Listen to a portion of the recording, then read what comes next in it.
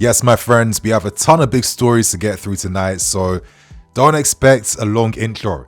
You know what to do. Hit that like button, share your thoughts and opinions, share the video, all that good stuff, and let's tackle today's updates and reports. Now, we start things with the surprising story today. It involves Valentin Barco, Brighton, and Strasbourg, because today, Strasbourg have agreed a loan with an obligation to buy at around 10 million euros at the end, with a 10% sell-on clause included to become the new Strasbourg player as he is bought by the Blue Coat Group. Now, I guess this is like a success story for Blue Coat because, we tried very hard to sign Barco before we signed for Brighton. And originally, we proposed to send him out to Strasbourg first, but that was something the player turned down. Since signing for Brighton, he showed some promise, but I'm going to get onto this. It didn't work out, and he found himself on loan with Sevilla. Now, he started the season, he looks okay in the first game or two, and then his game time got smaller and smaller and smaller, where in the end, he was ending up training by himself, working on his physicality, doing weights, working with personal private trainers, and basically getting ready to leave Sevilla in the January window because things weren't working out for him. So I guess for us, we've signed a long-term target for a pretty decent competitive fee.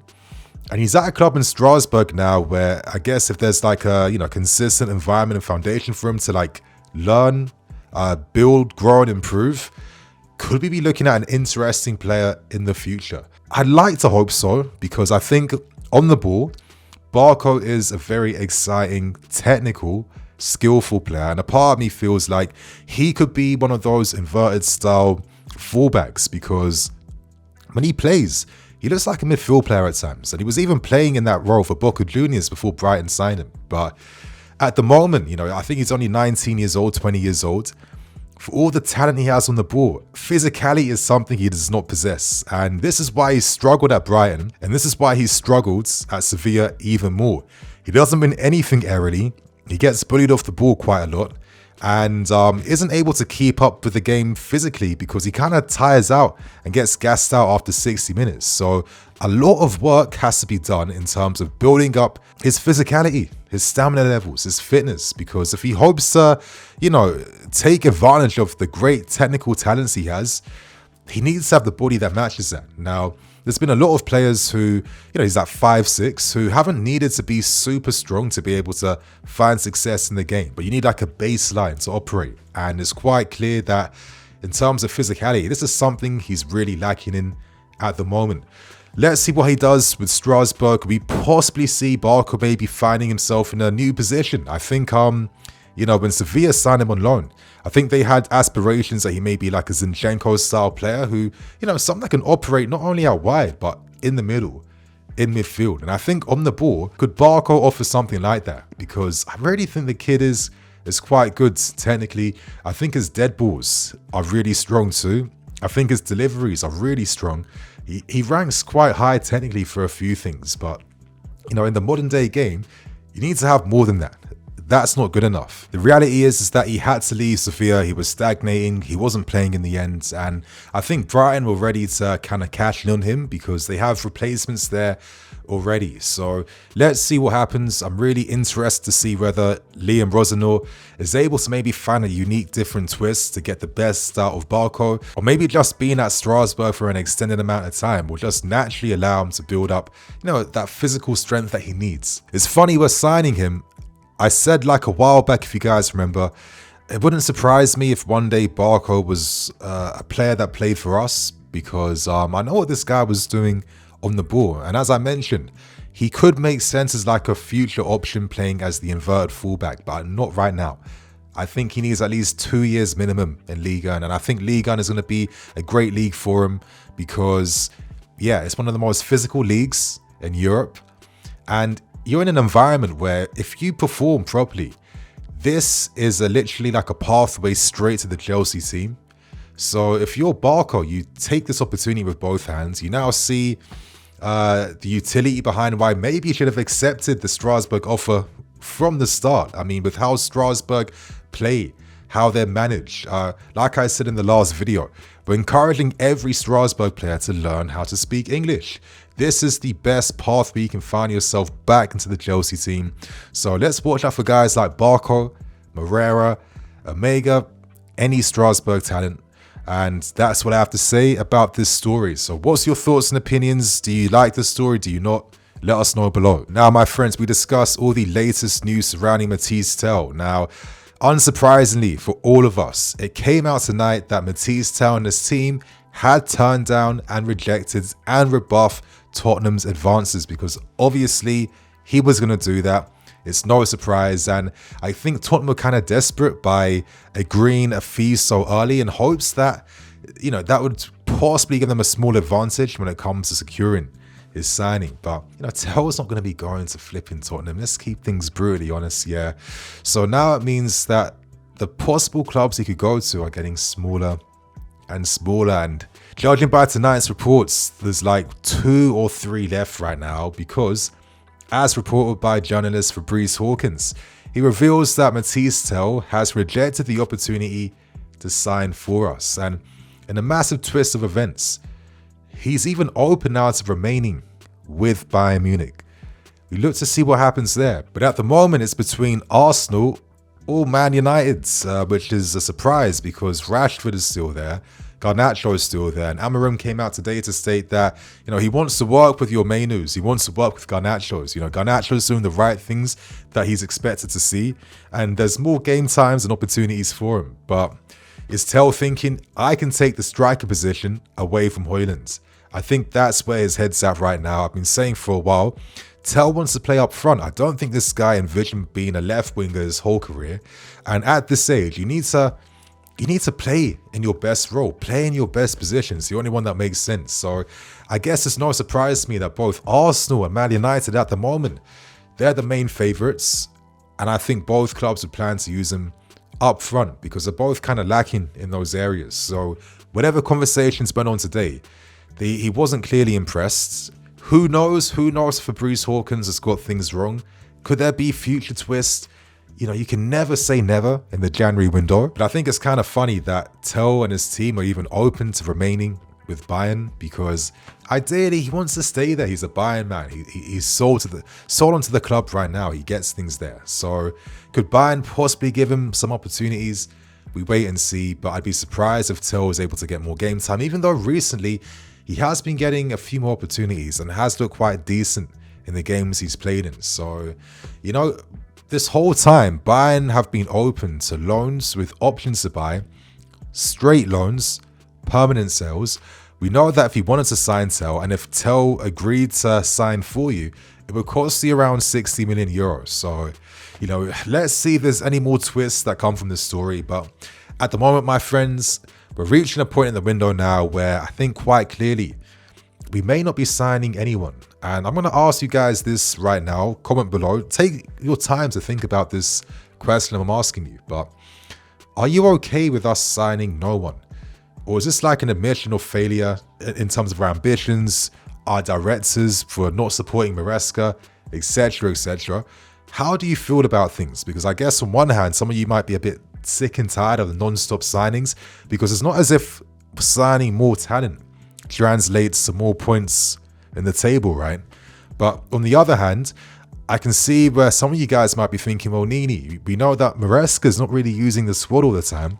We know that a midfield player is needed. We're crashing out in the final 20-30 minutes. And Nico Jackson cannot be your number one by himself for the entire season without there being someone that can help him. So let's see what happens, my friends. But as I said, share your thoughts and opinions. But the next story, it was released this afternoon, but it was reported and revealed that we have made ourselves open now to potentially signing Evan Ferguson from Brighton on loan. Now, it's a pretty interesting story. Evan Ferguson is a very popular man in the Premier League. He was popular with Bayer Leverkusen, didn't go there in the end. Everton, West Ham, they're one of the favourites for him at the moment. Now, at the moment, Brighton have accepted that they could be open to selling Ferguson before the window closes, and they've slapped on a £40 million valuation for Evan Ferguson. At the moment, he's nursing an ankle injury because obviously if we're looking at a striker to help Nico Jackson, he's not going to be fully fit and he's not going to be fully ready to really help us. But equally at the same time, listen, tactically, let's focus on that part. We need another striker for Jackson. And I'm kind of desperate. I'll keep things real with you guys. I'm desperate. If this is only a loan move, I'll have to take it because the options are dwindling even more in the market. And I just fear that, if anything even happened to Nico, we're screwed. But on top of that, I just don't think Nico can sustain playing every single game before the season ends. And I just think that there should be ambitions for us to do everything possible in our power to secure Champions League football. We've waited long enough now. We've been, at least there's some little things to build off from the previous season. We can't let this season go to waste. So it's a massive shame that we haven't been able to necessarily just get some quick fixes to help the team out with. No one was calling for permanent deals. No one's calling for ambitious moves. A lot of us were calling for just responsible short-term fixes just to help the team out. We wanted to see someone recalled back in either Leslie or Andre. None of that materialized. Jared Jalibert coming back, that was a sensible move of the window so far. But I think up front, short-term relief, a loan option, that's all that's really needed just to have more legs, more options, because Mark Yu clearly isn't ready just yet. Personally, I don't think Evan Ferguson is my long-term target, but again, getting a striker just to help out short-term on loan, and then going for Benjamin Sesko, who I'm fully sold on. I think Sesko, this kid's flipping amazing striker, elite striker in the making. He is very young, but the upside to his game, I'm more than happy to have both him and Nico boosting each other, helping each other and growing as they push each other more and more over the next 2 years. And that's going to set us up big time in the future. I think Sesko is that good. But I don't think it's a guarantee we can sign Ferguson. Remember, the reports just mentioned that we are now another club in the race to possibly go for his services. West Ham and other clubs in the Premier League are looking at him. And realistically, Evan Ferguson has found himself in the periphery with Brighton. Yes, he scored that hat-trick against Newcastle all those years back, but football keeps on moving, the clock keeps on spinning. It was good what he did, but, there's been 10 other talents now that have emerged during the time Evan Ferguson scored that hat-trick. I don't think long-term he's someone I'd ever really go for, and I'm not even expecting him to come there and get 10 goals before the season ends. I just think having additional legs, someone who can press from the front, I'll take that just to add some more relief now to this team. But I can see the talent Ferguson has, and to be honest, I'd be a bit surprised if he went to us, because I think realistically, playing should be the main thing on this priority. And I think if you got the opportunity to work with Graham Potter again, and obviously, that connection there, knowing the fact West Ham have no striker, you need to play. It's more important than the club's prestige that you're representing. Getting minutes is the only thing. So again, I'm not even confident that he would necessarily say yes to us, because I think these young guys, they're not dumb. They want to play, and he'll be the second choice under Nico Jackson realistically. So that's the Evan Ferguson news out of the way. Share your thoughts and opinions. And to end things very briefly on Joao Felix, we are learning that Jorge Mendes, Felix's agent, is holding more talks yet again with AC Milan. Let's see what happens with Felix, because Milan and Aston Villa are the main two. Aston Villa's sporting director Monchi came out to publicly confirm that he wants Joao Felix. They like him. And when clubs are being that open and brazen, it tells you that Felix, we know you're listening to this. We want you. Come here, make big things happen here. But we have to see what goes down, because unrelated to Felix, but still related to Aston Villa, we learned today that we are stalling the Sassy's agreed loan move to Aston Villa. Tottenham have made late inquiries, but they're making inquiries for every defender in the market right now. But we haven't necessarily said yes to Disasi going to Aston Villa. Now, I'll be waiting to see what happens in terms of negotiations. If we do this because we learned that Aston Villa were also looking at Tel, or are there separate negotiations going on between us and Villa for Felix, where we're trying to get some guaranteed money for Felix? Because the thing is, if Felix does leave us, the bare minimum I accept is a loan with an obligation to buy after he's played a few, a certain required amount of minutes on the field, because, they're coming to us for Felix. We're not putting Felix out there on the transfer market. He's not listed. A lot of this is Felix and Mendes talking to clubs, because obviously Felix is not getting the minutes that he needs. And I think it's a bit mad considering that we did all this to begin with, to bring him here to replace Conor Gallagher. And the shelf life is not shelf lifing. So yeah, there's going to be some twists, there's going to be some turns, and the window closes on Monday. So it's going to be a massive weekend, you can imagine. Who knows what's going to happen? But there's a video I want to release. Maybe I'll release it on Sunday or Saturday, where I want to talk about the realities of not bringing in any reinforcements, but that not being an excuse for what we have to do to secure Champions League for this season. So, my friends, that's the news. Share your thoughts and opinions. I'm Nini FC. This is Blue Lions TV. See you all soon. Cool.